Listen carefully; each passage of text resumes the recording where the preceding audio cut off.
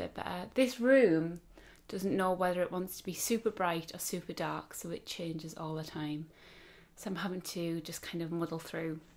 This video is going to be a kind of update on where I am, what I'm doing, what I've been up to, why I've kind of been MIA the past month, and also a little chat about health and stuff. So I'll quickly go through where I've been. I've been MIA for an entire month. As some of you know, I have another channel. It's an ASMR channel, so it's relaxing videos. And it's kind of my main channel. So whenever I have time, I will film a video for that and reply to comments, be on social media, you know, editing, exporting. I also stream games on Twitch, which has taken up some more of my time. Not necessarily the actual streaming, but the learning how to stream, learning about, you know, putting the green screen behind, all that sort of stuff, the technical stuff. And then it kind of coincided with going on a couple of little trips. Last month, was it last month? No, it was early this month, August, yeah. I went to Bristol at the beginning of August, and I went to see my brother who lives down there because I've not seen him since Christmas. So I went down with my mum and my boyfriend. We drove down, we were there for 4 days, and it was very tiring. It was so much fun. We got a lot of stuff done. We went to Bath. We got to see the sights of Bristol. We did like a street art tour and things, but it was very, very tiring. I was running on empty when I came back up.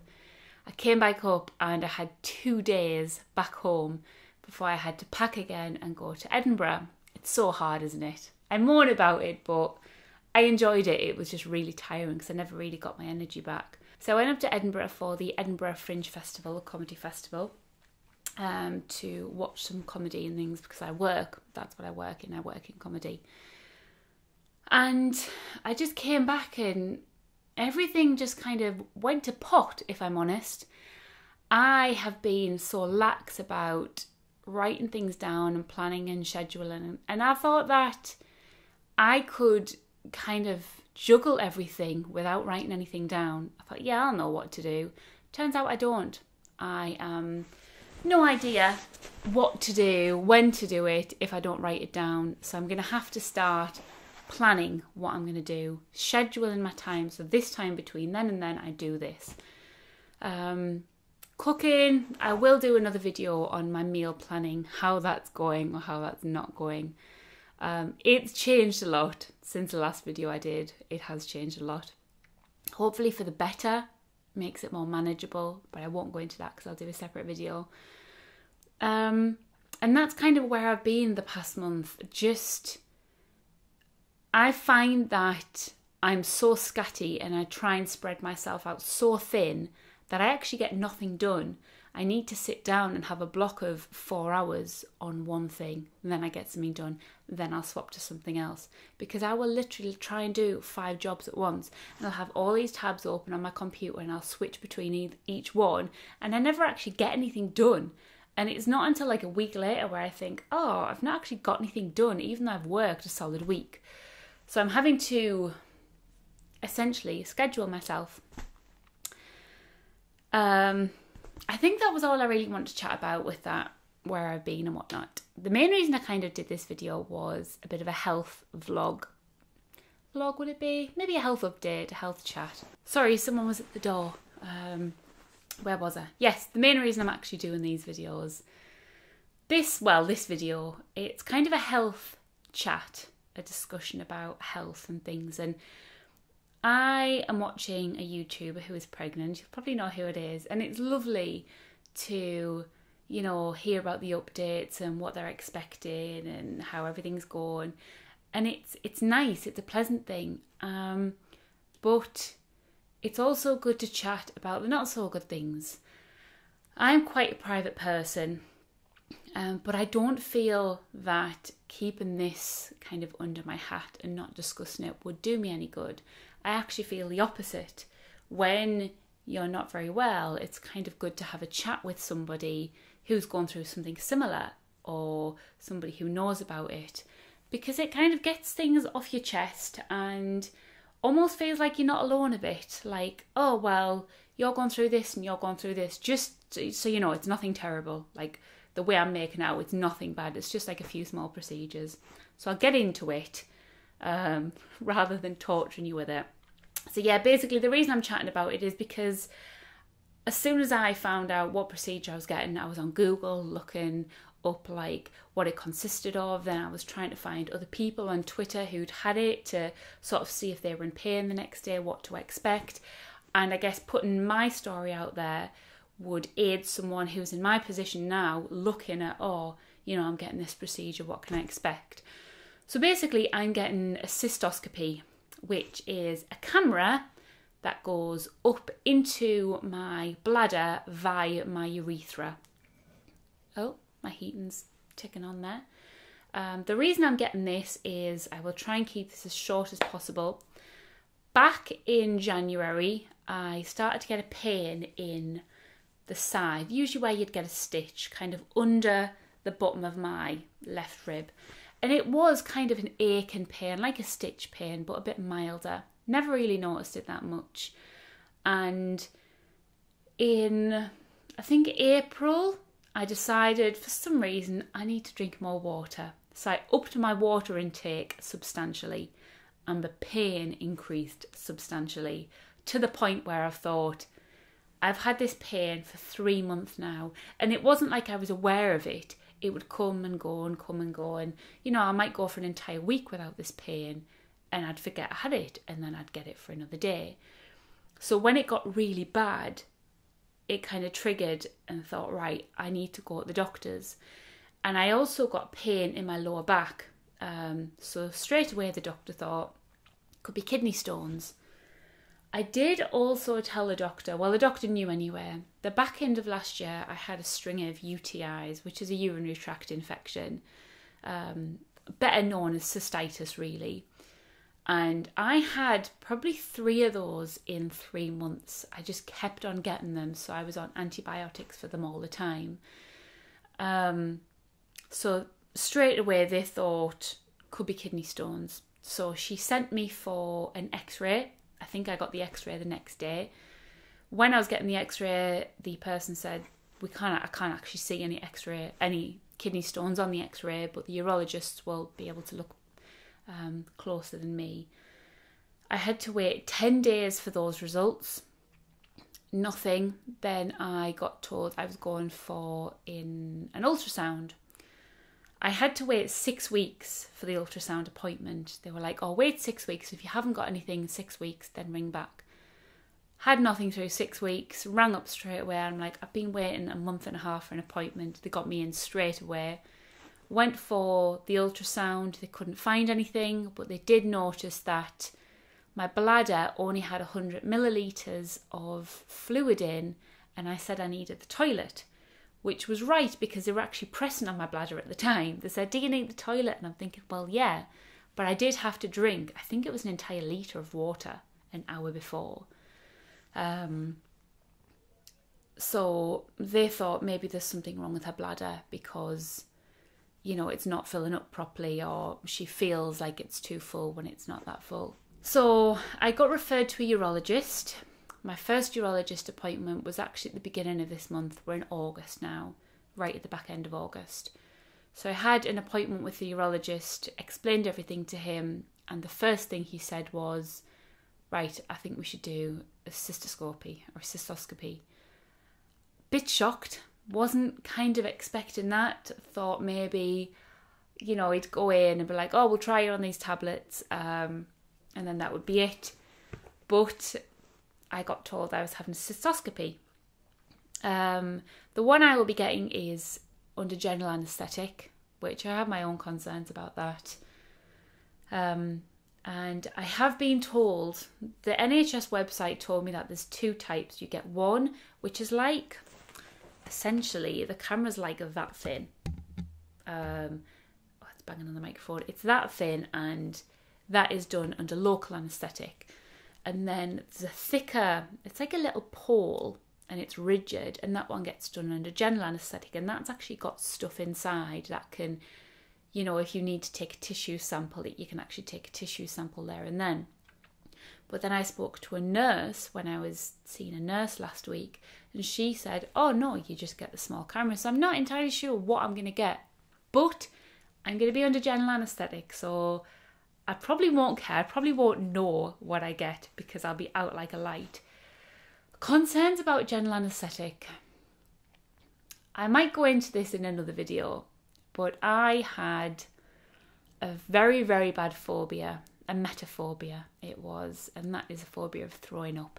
Won't go into the origins of where that came up, how I got it, but I have been through cognitive behavioural therapy for it, and I am a lot better than I am now. But because I've not actually been sick still, I still have that fear. To be honest, I think if I do throw up, it'll probably be the best thing in the world for me. I will just throw up and be like, oh, I'm still alive, there's nothing wrong, I'm fine. And then I'll just be like cured. But I haven't, so I still have those concerns in my head. I'm aware of the lighting has changed a little bit from the first half of the video. The sun's kind of gone in. So that's my concern. Also, I used to have panic attacks and anxiety with my phobia. Feeling dizzy, lightheaded, kind of was a trigger for my panic attack. And I think coming out of the anaesthetic or going under the anaesthetic, I'll be feeling lightheaded again. But I keep talking myself round. When I was a kid, I had so many anaesthetics, like general anaesthetics. Every time I got teeth taken out, they'd inject me and I'd be out like a light. And I just remember it being the most relaxing feeling. I used to just lie there and have to count to 3, and I'm like 1, 2, and I'd be out. And coming round, I never felt bad. I felt fine. I was a bit tired, and that was it. I never felt ill. I was just tired and I wanted to sleep, and then I was fine the next day. So I don't think my concerns really have a place. I just think it's because it's been so long and I'm older, and for some reason when you get older you just start worrying about things more, and I have to put it to the back of my head. I was actually very, very close to getting this surgery this procedure 2 weeks ago. I was asked to come in, I think it was the 20th of August for it.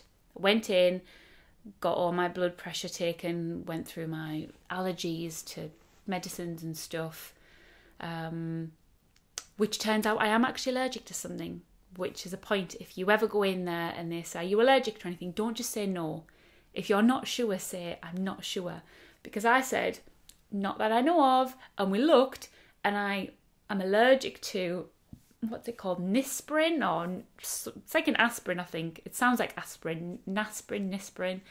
I'm allergic to it, which I had no idea, because I don't remember having a bad reaction to it. But turns out in 2008, I did, and they were about to give me that after. So it's just as well I said I don't know, because the nurse checked. So never just say no. If you're not sure, let them know you're not sure, and they'll look at your chart.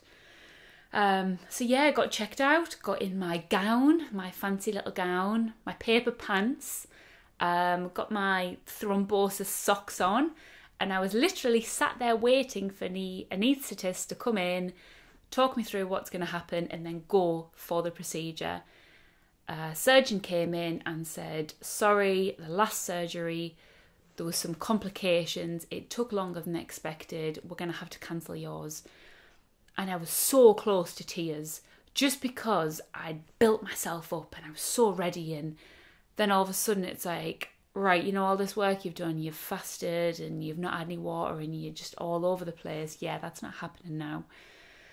But then the upset was followed with relief. And to put everything into perspective, the person who was in surgery before me probably had a really bad day. You know, they had complications. They could have found something really bad, and, you know, they've had a bad time. I just got cancelled.